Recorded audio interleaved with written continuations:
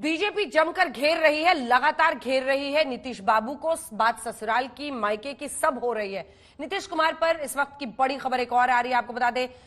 और वो खबर यह है कि पार्टी पदाधिकारियों को नीतीश की नसीहत, दल के छोटे से बड़े नेता एकजुट रहे, गठबंधन के साथियों को पूरा सम्मान दें। बीजेपी को हराने के लिए एकजुटता जरूरी, पार्टी के अंदर गुटबाजी की जगह नहीं है।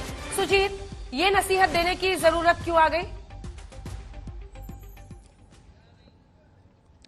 देखिए, जिस तरह से चर्चाएं हो रही थी अंजना, और जिस प्रकार से बीजेपी में एक बार फिर पाला बदलने की बात हो रही थी, उसमें यह जरूरी था कि आज ये संदेश दिया जाए। जो पदाधिकारियों की बैठक थी उसमें ये कहा गया कि भाई पार्टी को पहले मजबूत करना है, क्योंकि जेडीयू के अंदर गड़बड़ी तो है, वहाँ सब कुछ सामान्य नहीं है, कुछ गुटबाजी भी है, उसको खत्म करना है। और साथ में जिस गठबंधन के साथ हम हैं उसको मजबूती प्रदान करना, उसको सम्मान देना। तो एक संदेश ये गया, खास तौर पर जो अटकलें लगाई जा रही थी कि भाई पाला बदल सकते हैं, फिर बीजेपी के साथ जा सकते हैं, लेकिन अभी इसकी कोई संभावना इसलिए नहीं दिखाई दे रही है कि नीतीश कुमार पूरी तरीके से ये परखना भी चाहते हैं इंडिया गठबंधन को, क्योंकि उन्होंने इसकी शुरुआत की है, उसके नींव में नीतीश कुमार हैं। तो ऐसे में वो इस तरह का कोई फैसला नहीं ले सकते हैं जिससे बाद में उन पर कोई उंगली उठे।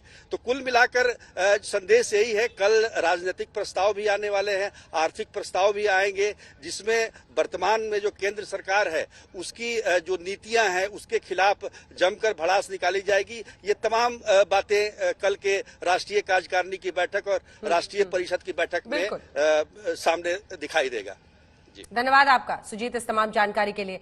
जेडीयू के अंदर की एक एक रिपोर्ट देने के लिए, बताने के लिए कि आखिर क्या कुछ चल रहा है, सच क्या है और हवाई बातें क्या है।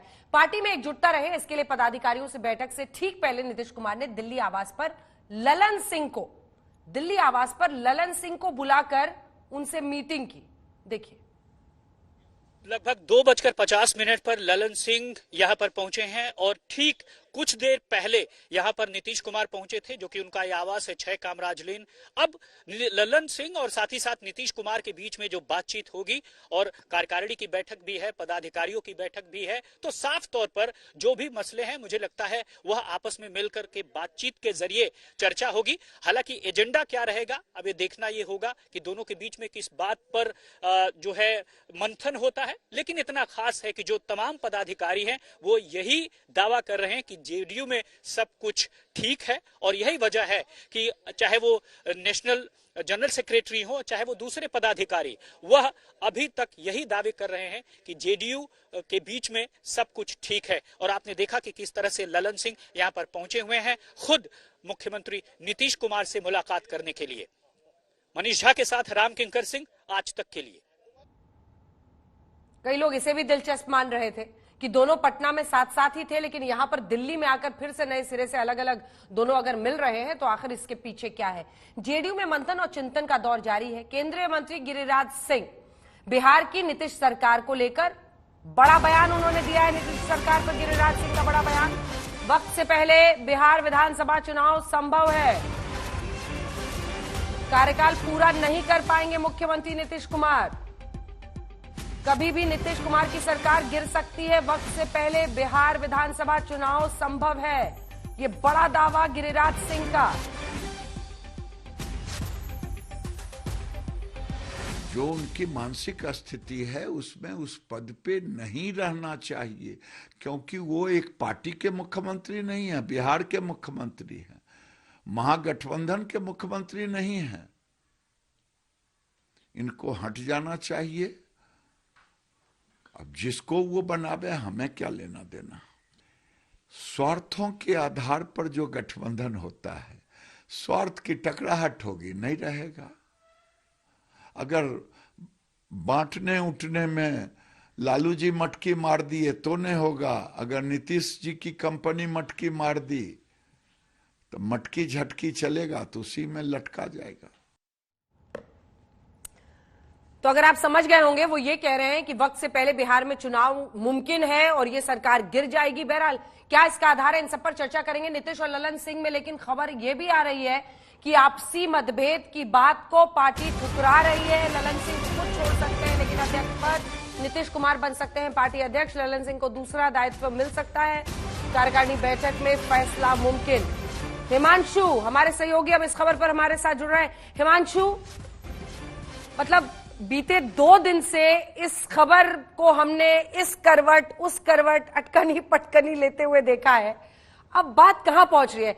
क्या आप इस खबर पर टिके हुए हैं? आपको लगता है कि ललन सिंह इस्तीफा दे सकते हैं कल? देखिए, मुझे लगता है कि अंजना, ललन सिंह को लेकर जो अटकलें हैं कल उस पर विराम लग जाएगा और एक स्मूथ ट्रांजिशन देखने को मिलेगा। जब राष्ट्रीय कार्यकारिणी की बैठक होगी, उसमें जो अध्यक्षीय भाषण होगा और उसके बाद उनका रिमार्क्स होगा, क्लोजिंग रिमार्क्स, उसमें ललन सिंह जो है ये बात कह सकते हैं कि देखिए, अब अध्यक्ष की जो बैटल है, जो कमान है, वो अब नीतीश कुमार के हाथ में होनी चाहिए। 2024 का चुनाव उनके ही नेतृत्व में लड़ा जाना चाहिए। मैं खुद चुनाव लड़ने जा रहा हूं, तो मेरी व्यस्तताएं रहेंगी। एक चीज मैं बता देता हूं अंजना, शायद आप और मैं ही थे जब हमने ये खबर चलाई थी कि जेडीयू जो है वो बीजेपी से गठबंधन तोड़कर आरजेडी के साथ बना रहा है और बीजेपी तमाम तरीके से नकारती रही, बहुत से लोग नकारते रहे, अंत में हुआ वही जो हमने चलाया था। तो मैं आपको अभी भी दावे के साथ यही कह रहा हूं कि ललन सिंह जो है कल वो इस्तीफा देंगे और आज जो बैठक भी हुई है उसमें स्मूथ ट्रांजिशन कैसे हो सकती है, क्या ट्रांजिशन रहेगा, किस तरीके से जो है ट्रांसफर रहेगा अध्यक्षीय पद का, उनको लेकर बातचीत हुई है। और ललन सिंह खुद उनके साथ गए थे, नीतीश कुमार के साथ, जब वो ऑफिस बेरर्स की मीटिंग में गए थे और लौटते हुए में संजय झा ही थे उनके साथ, ललन सिंह नहीं थे। तो एक तरीके से अगर देखा जाए तो अब मुझे लगता है सब कुछ तय है, स्क्रिप्ट तय है। पॉलिटिकल रेजोल्यूशन आएंगे, आर्थिक प्रस्ताव आएगा, वो सब आएंगे, केंद्र सरकार के ऊपर हमला बोला जाएगा आर्थिक नीतियों को लेकर, राजनीति को लेकर, लेकिन असली फैसला जो है वो ललन सिंह के इस्तीफे पे है। जब वो इस्तीफा दे देंगे तो नीतीश कुमार उसकी कमान पार्टी के एक बार फिर से संभालेंगे। लेकिन ये हमेशा ही है, जेडीयू के अंदर मतलब नीतीश कुमार ही है, अध्यक्ष कोई भी हो। जॉर्ज फर्नांडिस किस तरीके से हटे थे 2005 में हम सबने देखा था, उसके बाद शरद यादव को बनाया, शरद यादव किस तरीके से पार्टी के अध्यक्ष पद से हटाए गए थे हम सबको मालूम है। उसके बाद नीतीश कुमार ने फिर से कमान संभाली और नीतीश कुमार ने ये बैटल जो है आरसीपी सिंह को दी। आरसीपी सिंह को किस तरीके से हटाया गया और ललन सिंह को बनाया गया और अब ललन सिंह को कैसे हटाया जाएगा, ये कल सब हम देख लेंगे। चलिए कल का इंतजार करते हैं। एक बार फिर खबर ये इम्तिहान के लिए जाएगी, लेकिन कल हमारी नजर इस पर बनी रहेगी। भारत में ठंड में भी चुनावी गर्मी और सियासी गर्मी की हमेशा गारंटी रहती है और इसी वजह से आपने देखा केंद्रीय मंत्री गिरिराज सिंह दावा कर रहे हैं कि बिहार में महागठबंधन की सरकार का कार्यकाल पूरा नहीं हो पाएगा। वो कह रहे हैं चुनाव टाइम से पहले होगा। दिल्ली आए नीतीश कुमार 2024 में मोदी सरकार की वापसी के रास्ते को ब्लॉक करने वाली रणनीति बनाने के लिए दिल्ली आए। ये रिपोर्ट देखिए।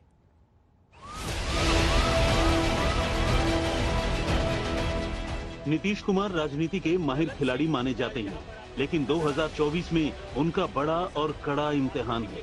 इम्तिहान से पहले नीतीश कुमार ने खुद मोर्चा संभाल लिया है और फुल एक्शन में नजर आ रहे हैं। नीतीश कुमार ने 2 मोर्चे पर किलेबंदी शुरू कर दी।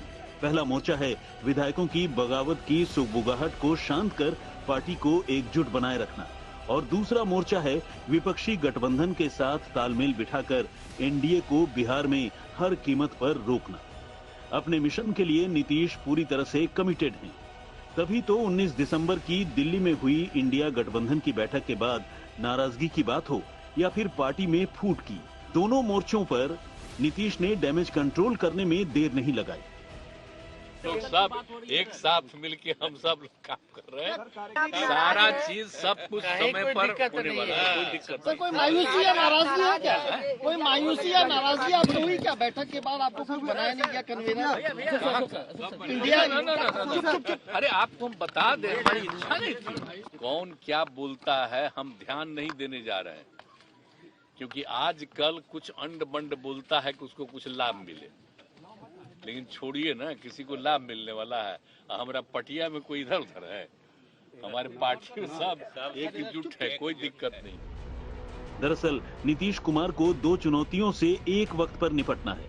वही चुनौती जिसका समाधान राष्ट्रीय कार्यकारिणी की बैठक में निकलना है। पहली चुनौती है विपक्षी गठबंधन में अपनी बात मनवाना और दूसरी चुनौती है अपनी पार्टी की स्थिति को मजबूत करने के साथ साथ एकजुट रखना। दीयू उपापोह में है। जदयू का अस्तित्व खतरे में है। कुछ लोग आरजेडी में विलय की पूरी योजना बना लिया है। तो आरजेडी की पूरी योजना विलय की बना लिए हैं।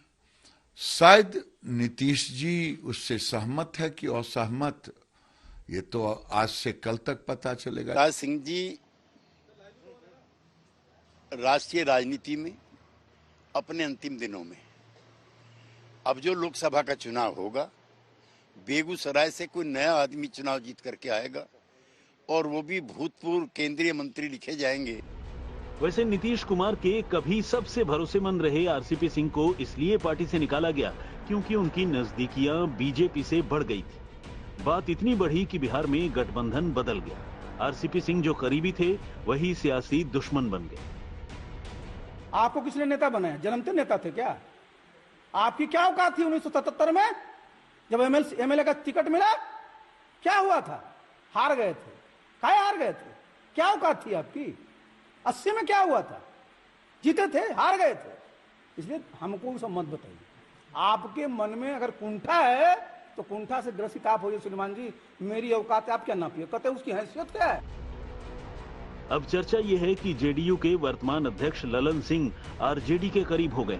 चर्चे तो यहां तक हैं कि जेडीयू के 10-12 विधायकों को तोड़कर बिहार में तेजस्वी को सरकार बनाने का अवसर दिया जाए, लेकिन वक्त रहते ये बात पता चल गई। यही वजह है कि नीतीश कुमार ने पार्टी की राष्ट्रीय कार्यकारिणी और राष्ट्रीय परिषद की बैठक दिल्ली में बुलाई। हालांकि जेडीयू का कहना यही है कि पार्टी में ऑल इज वेल। चर्चा है, चर्चाओं का क्या है? ललन सिंह जी पार्टी के अध्यक्ष हैं, उन्होंने आज भी अध्यक्षता की है, वो कल भी करेंगे और बाकी बैठक कल 11:30 बजे होगी वीपी हाउस में राष्ट्रीय कार्यकारिणी की, फिर 3 बजे राष्ट्रीय परिषद की होगी और जो उसमें निर्णय लिए जाएंगे उससे आपका होगा।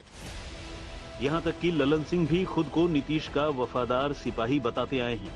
तभी तो जब इंडिया गठबंधन के चेहरे के तौर पर खड़गे के नाम पर आए प्रस्ताव पर सवाल पूछा गया तो बिफर पड़े। खड़गे का नाम सर ममता बनर्जी ने आगे किया था क्या? इसको कुछ पता नहीं, ये आपको मालूम होगा कि किसने आगे किया था। आपसे बात हुई होगी ममता बनर्जी को, हम लोग तो नहीं जानते, क्योंकि जो फैसला अगर होता तो आपको बताया जाता। तो ऐसा कुछ फैसला तो हुआ नहीं। तो अब ममता बनर्जी अगर स्पेशली आपसे बात की होंगी तो वो आपको बताएंगी। नीतीश कुमार बिहार में बीजेपी का साथ छोड़कर इंडिया गठबंधन में इसलिए गए क्योंकि उन्हें बिहार के बाद देश की राजनीति करनी, यानी नीतीश कुमार का पूरा फोकस अब दिल्ली पर है। हमको कुछ नहीं चाहिए व्यक्तिगत, हम तो चाहते हैं सबको एकजुट करना। हम तो शुरू से न बोल देते, आप लोग कोई बोले, वो सब कोई क्या बोलता उसे कोई मतलब नहीं। और पार्टियां भी ज्वाइन कर रही हैं, तो सब मिल करके कौन कौन कहाँ लड़ेगा, ये सब बात भी हम चाह रहे हैं कि जल्दी तय कर लें। सब जानता है ना कि वो इधर उधर था, इतने लोगों को एकजुट कर रहे हैं तो उनको नुकसान होने वाला है। मुमकिन है राष्ट्रीय कार्यकारिणी की बैठक में नीतीश कुमार 2024 की रणनीति पर मुहर लगवाएं, पार्टी के संगठन में बड़ा बदलाव करें, यानी बिहार से लेकर दिल्ली तक, प्रदेश से लेकर देश तक जेडीयू को बड़ा रोल दिला सकें।